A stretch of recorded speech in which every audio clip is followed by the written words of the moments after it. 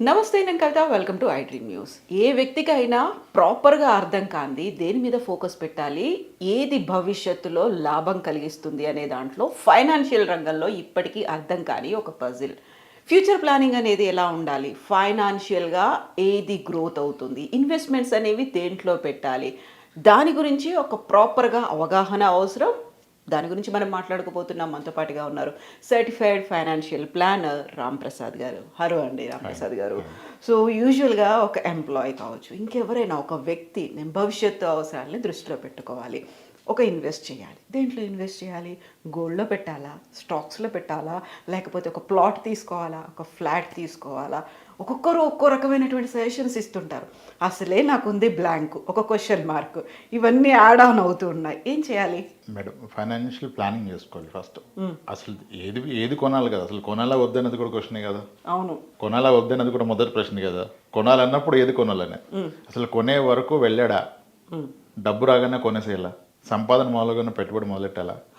కాదు కదా. సేవింగ్స్, ఇన్వెస్ట్మెంట్లు, అసలు ఏంటి సేవింగ్స్ అంటే ఎలా చేసుకోవాలనేది. అంటే ఇప్పుడు ప్రతి వ్యక్తి యొక్క స్థితిగతులు వేరు కదా మేడం.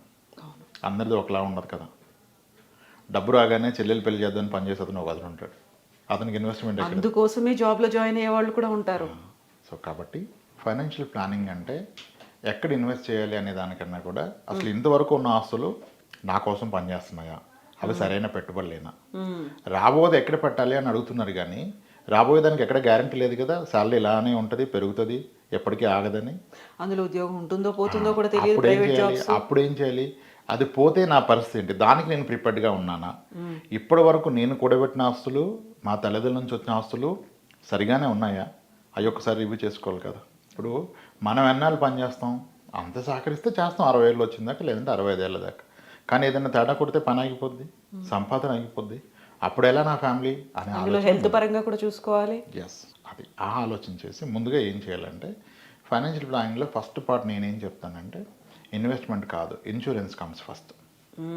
అంటే ఒక మధ్యతరగతి is 1 hospital bill away to become poverty అంటారు. ఇప్పుడు ఒక బిల్ మిమ్మల్ని కిందికి నెట్టేస్తుంది. సో అది ముందు కాపాడుకోవాలి. అంటే ప్రతి వ్యక్తి తన డిపెండ్స్ అందరికీ, ఎవరెవరు తన మీద ఆధారపడి ఉన్నారో వాళ్ళందరికీ ఒక సరిపడా హెల్త్ ఇన్సూరెన్స్ పెట్టుకోవాలి. ఇది ఫస్ట్ పాయింట్. అది చేసేంత వరకు మీరు ఏ పెట్టుబడి పెట్టొద్దు, గోల్డ్ డ్రింక్ కూడా కొనుక్కోద్దు. హెల్త్ ఇన్సూరెన్స్ అనేదే వీటన్నిటికీ కూడా అది ప్రొటెక్షన్ కదా. అది లేకపోతే అన్ని రిస్క్లో ఉన్నాయి కదా. కొన్న స్థలం అమ్మాలి, కొన్న బంగారు వస్తువు అమ్మేసేయాలి, తాగట్టెట్టాలి, ఇల్లు అమ్ముకోవాల్సి రావచ్చు. ఒక ఇంటర్మీడియట్ ఫస్ట్ ఇయర్ అమ్మాయికి మేజర్ ఫీవర్ వచ్చి అదేదో బ్రెయిన్లోకి ఎక్కేస్తే 3 నెలల క్రితం కొన్న ఫ్లాట్ అమ్మేసిన వ్యక్తి కూడా ఉన్నారు. ఒక 8 నెలల క్రితం జరిగింది. యూజువల్గా ఉండే ఒక కాన్సెప్ట్, మనకి ఇప్పుడు బాగున్నాం కదా, భవిష్యత్తులో కూడా ఏం కాదు, మన ఫ్యామిలీ హిస్టరీ కూడా ఇలాంటిది ఏం చెప్పట్లేదు, ఎందుకు అనవసరంగా ఇన్వెస్ట్ చేయాలి, ఇన్సూరెన్స్లు ఎందుకు పెట్టుకోవాలి, ఎందుకు పెట్టుకోవాలి, డబ్బులు దండక్ కదా, బాగానే ఉన్నాం కదా. బాగానే ఉంటేనే పాలసీ ఇస్తారు, బాగోకపోతే పాలసీ ఇవ్వరు. బాగోనప్పుడు పాలసీ ఇస్తే బిల్లు కట్టం కదా. హాస్పిటల్కి వెళ్ళే ముందు ఇన్సూరెన్స్ అతను పిలిచి కట్టుకొని హాస్పిటల్కి వెళ్ళిపోతాం కదా. ఇది ఫస్ట్ పాయింట్, అందరూ మిస్ అవుతున్నారు. హెల్త్ ఇన్సూరెన్స్ లేకుండా ఎటువంటి పెట్టుబడి పెట్టడానికి కానీ ప్లానింగ్ కానీ ఎవరికి అర్హత లేదు. ఇది మొదటి పాయింట్. నెక్స్ట్ పాయింట్, సంపాదించే వ్యక్తికి ఏమన్నా అయితే ఏంటి, వ్యక్తి రేపు లేకపోతే ఏంటి అనేదానికి కూడా సమాధానం దొరకాలి కదా. వ్యక్తి ఉంటే సంపాదిస్తాడు, కష్టపడతాడు, ఏదో ఒకటి చేస్తాడు, కింద మీద పడతాడు. ఆ వ్యక్తే లేకపోతే అప్పుడు నా ఆప్షన్స్లో కూడా నా ఫ్యామిలీ, నేను లేని లోటు తప్ప ఇంకా వేరే లోటు ఉండొద్దు అనే విధంగా ఒక లైఫ్ ఇన్సూరెన్స్. మళ్ళీ లైఫ్ ఇన్సూరెన్స్ అనగానే ఎంత వస్తుంది, కాదు, అసలు ఏమీ రాదు. ఇన్సూరెన్స్ అంటే ఏమీ రాంది, మన రిస్క్ని వాళ్ళు ట్రాన్స్ఫర్ చేసుకునేది ఇన్సూరెన్స్ కదా. ఒక ప్యూర్ లైఫ్ ఇన్సూరెన్స్ అని టర్మ్ ఇన్సూరెన్స్ పాలసీలు ఉంటాయి. వాటిని అందరికీ ఇవ్వరు. ఆరోగ్యం ఉండాలి, ఆదాయం ఉండాలి, ఈ రెండు ప్రూవ్ చేసి మళ్ళీ క్రాస్ చెక్ చేసి మీ పే స్లిప్లు, బ్యాంక్ స్టేట్మెంట్ క్రాస్ చెక్ చేసి మీ కంప్లీట్ బాడీ చెకప్ చేసి ఓకే ఈ వ్యక్తికి ఏమీ కాదంటే అప్పుడు ఇస్తాడు. 1 కోటి రూపాయల పాలసీ, 2 కోట్ల పాలసీ, 5 కోట్ల పాలసీ. కానీ దానికి ప్రీమియం చాలా తక్కువ ఉంటుంది. చాలా తక్కువ ఉన్నారు, 30,000 అయిపోద్ది అంటే 1 కోటి రూపాయల కవరేజ్కి 30,000 అంటే తక్కువే కదా. అంటే వయసుని బట్టి అది తీసుకోవాలి. అప్పుడేంటి, మీరు సంపాదిస్తున్న ప్రతి రూపాయి సేఫ్ అయిపోతుంది. సరిపడా హెల్త్ ఇన్సూరెన్స్ ఉంది, సరిపడా టర్మ్ ఇన్సూరెన్స్ ఉంది. ఇప్పుడు మీరు ఏది కొన్నా సేఫ్. వ్యక్తికి జబ్బు పడితే అమ్ముకోవాలి, వ్యక్తికి ఏమన్నా అయితే ఉన్నాయని అమ్ముకోవాలి. కొన్నిసార్లు ఇవాళ రేపు హెల్త్ ప్రాబ్లమ్ వస్తే కూడా ఉన్నాయని అమ్మాల్సిన పరిస్థితులు వస్తున్నాయి కదా. మరి ఈ రెండు లేకుండా ప్లానింగ్ ఎక్కడిది? ఎక్కడ పట్టాలన్న ప్రశ్న ఉద్భవించకూడదు అసలు. ఎందుకని అసలు ఇప్పటికీ హెల్త్ ఇన్సూరెన్స్ అంటే ఒక రకంగా మనం అశుభాన్ని ఎందుకు ఊహించుకుంటున్నాము అనే ఒక దాని సెంటిమెంట్ అనాలా, ఎలా చూస్తారు అసలు మీరు దాన్ని? మీరు ఈ సజెషన్ ఎవరికైనా ఇచ్చారనుకోండి, ఎన్ని రకాలకి ఇన్వెస్ట్మెంట్ చేయాలి అంటే, కాదండి ఫస్ట్ ఇన్సూరెన్స్ చేయించుకోండి, ఎలా తీసుకుంటారు దాన్ని? ఇన్సూరెన్స్ లేకుండా ఒక్క రూపాయి ఇన్వెస్ట్మెంట్ నేను తీసుకోను. మీరు ఎక్కడైనా తీసుకోండి, ఇన్సూరెన్స్ తీసుకుంటే తప్ప ఇన్వెస్ట్మెంట్ పెట్టే ఎలిజిబిలిటీ హక్కు మీకు లేదని చెప్పేస్తాను, క్లియర్గా చెప్తాను. అది కూడా 5 లక్షలు 10 లక్షలు అసలు వద్దని చెప్తాను. హెల్త్ ఇన్సూరెన్స్ ఒక 50 లక్షలు కోటి రూపాయలు చెప్తాను. ఎవరు నమ్మరు. అంతెందుకు అవుతుంది? 20 లక్షలు అవసరమా? అయినా 10 లక్షల పాలసీ నాకు 24,000కి వస్తున్నప్పుడు 30 లక్షల పాలసీ 50 లక్షల పాలసీ 32-34,000 అవుతుంది. అంత కట్టలేను నేను. ఒక 22,000 25,000 లోపు చూడండి అంటాడు. నా ప్రశ్న ఏంటంటే 10,000 ఎక్స్ట్రా ప్రీమియం కట్టలేని వ్యక్తి రేపు ప్రాబ్లం పెద్ద అయితే లక్షలు ఎక్కడి నుంచి కడతాడు మేడం? నువ్వు నేను కట్టలేనని 5 లక్షలు తీసుకుంటున్నావే, నేను కట్టలేనని. రేపు ప్రాబ్లం పెద్ద అయితే 15 లక్షలు బిల్ అయితే 10 లక్షలు ఎక్కడ తెస్తావు అప్పు? ఎన్ని సంవత్సరాలు వెనక్కి వెళ్ళిపోలే ఒక వ్యక్తి? ఫ్యామిలీ. ఎస్. సో అక్కడ బేరాలు ఆడొద్దు. అంటే ఏజెంట్స్ కూడా ఎలా ఉంటారంటే పాపం ఆయనకున్న స్థితిగతులను బట్టి కదా, ఆయనది అది వ్యాపారం కదా. అంటే ఈరోజు ఒక పాలసీ టార్గెట్స్ ఏం లేదు. ఇప్పుడు అంతా ఏజెంట్స్ ఇండిపెండెంట్ వాళ్ళు. కానీ ఆయన పరిస్థితులు ఉంటాయి కదా, పిల్లల ఫీజులు కట్టుకోవాలి కాబట్టి మీరు గట్టిగా మొండికేస్తే మీరు అడిగిందే ఇచ్చేసి వెళ్ళిపోతాడు. ఏదో ఒకటి ఇస్తే చాలు కదా, సొల్యూషన్ ఇచ్చే ప్రయత్నం చేయకపోవచ్చు. మనం ఆలోచించుకోవాలి. ఎందుకంటే మనం తీసుకున్న హెల్త్ ఇన్సూరెన్స్ ఈరోజు అవసరానికి కాదు, మన భవిష్యత్తు అవసరానికి. భవిష్యత్తు ఎంత పెద్దది? 30 ఏళ్ళు 40 ఏళ్ళు ఉంటామా? ఉండం కదా. 40 ఏళ్ల తర్వాత ప్రాబ్లం వస్తే సరిపడే ఇన్సూరెన్స్ ఈరోజు తీసుకోవాలి.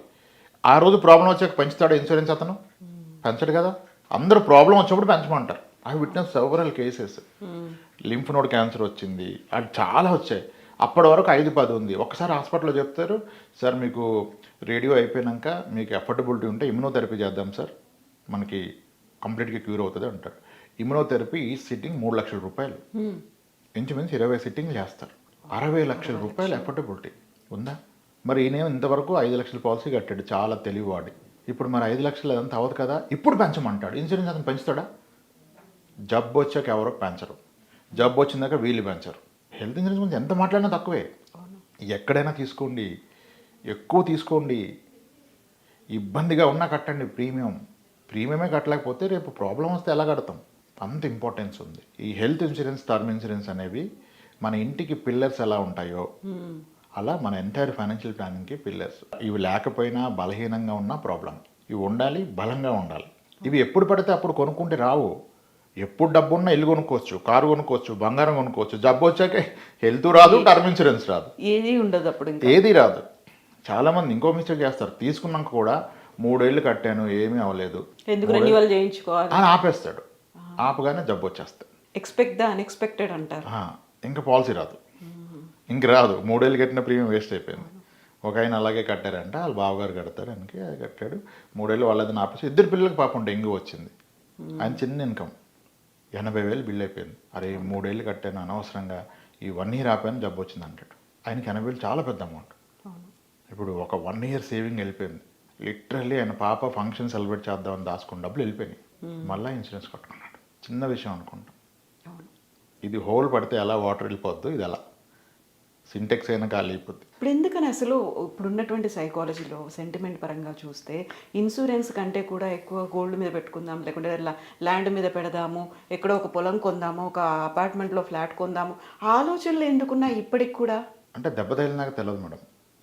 ఇప్పుడు వీళ్ళకు పక్కన వాళ్ళకి ఎవరికి జరిగితే, అదృష్టవంతుడైతే వీడి పక్కనోడికి జరుగుతుంది, అప్పుడు రిలీజ్ అవుతాడు. దురదృష్టవంతుడైతే వీడికే జరుగుతుంది. జరిగిందాక వీళ్ళు నమ్మరు. సో మనం చెప్తే పాలసీలు అమ్ముతున్నారు అనుకుంటారు. ఎవరు అమ్ముతున్నారు? ఎక్కడైనా తీసుకోండి, తెలుసులు ఉంటే వాళ్ళ దగ్గరే తీసుకోండి, ఆన్లైన్లో తీసుకుంటారో తీసుకోండి, కానీ తీసుకోండి ఫస్ట్. అది తీసుకుంటే సేఫ్టీ. తీసుకున్నంత వరకు మీ ప్రతి సంపాదన, మీ ప్రతి పెట్టుబడి, మీ ప్రతి వస్తువు రిస్క్లోనే కదా ఉంది.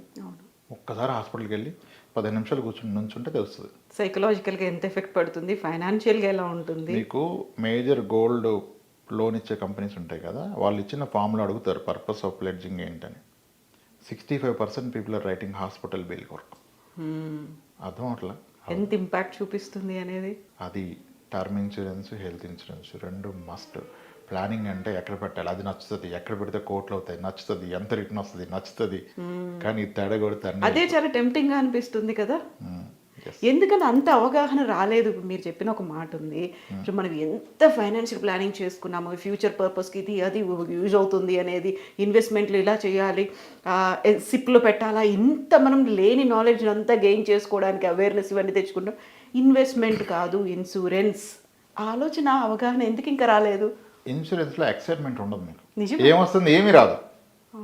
ఇన్వెస్ట్మెంట్ ఇప్పుడు 15,000 ఎస్ఐపి పర్ మంత్ చేస్తే 15 సంవత్సరాలు కడితే 15% రిటర్న్ వస్తే 1 crore వస్తుందని చెప్పగానే నేను చేస్తాను, ఎలాగైనా చేస్తాను అంటారు. ఎస్, అదంతా నిజమే. 15 ఏళ్ల పాటు 15,000 కడితే మార్కెట్ సహకరిస్తే 15% వస్తే 1 crore వస్తుంది. మరి 5 ఏళ్ల తర్వాత ఇతను పోతే ఏమొస్తుంది? ఎంజాయ్ చేయడానికే ఉండరు కదా అప్పుడు ఆ టైంలో. 5 ఏళ్ళు కట్టిందే కదా, అంతకుమించి ఏం రాదు కదా. మార్కెట్ బాగుంటే వస్తుంది. 5 ఏళ్ల తర్వాత అక్కడ జబ్బు పడితే అది బ్రేక్ చేయాలి, దీంతో పాటు వేరే కూడా బ్రేక్ చేయాలి. రైట్. సో ఈ ఆలోచన ప్రాక్టికల్ థింకింగ్ రాదు. బట్ అన్నిటికీ బేస్ హెల్త్, అదే ఫస్ట్, దీని తర్వాతే మిగతా అన్ని ఇన్వెస్ట్మెంట్లు చేసుకోవచ్చు అని. When I do financial planning first my question is income అంతా కూడా అడగను.